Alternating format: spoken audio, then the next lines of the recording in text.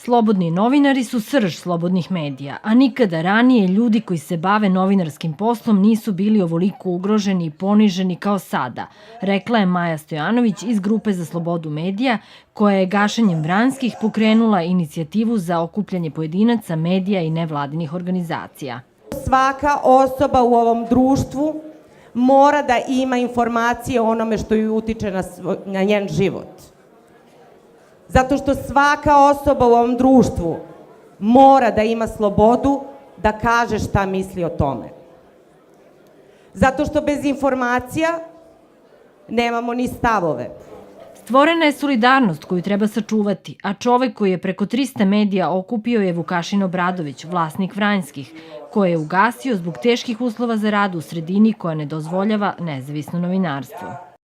Ovde sam zbog vas jer nemam gde da budem na drugom mestu. Mi moramo ovoga puta, sada ili nikada, zajedno sa građanima Srbije da odgovorimo na to ključno pitanje.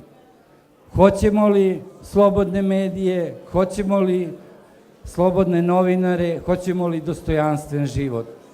Proglas o slobodi medija pročitala je Tamara Skroza i u njemu se između ostalo kaže: Mi, građani i građanke, novinari i novinarke, mediji, organizacije civilnog društva, želimo da prestane političko, fizičko i finansijsko ugnjetavanje medija, da se zaustave napadi na sve one koji se usude da slobodno govore i misle, da se novinarima omogući da se svojim poslom bave profesionalno, odgovorno i pošteno, da ne strepimo šta ćemo o sebi pročitati na naslovnim stranama režimskih medija, a kojim će nam se uvredama obratiti ovaj ili onaj državni funkcioner ili stranka.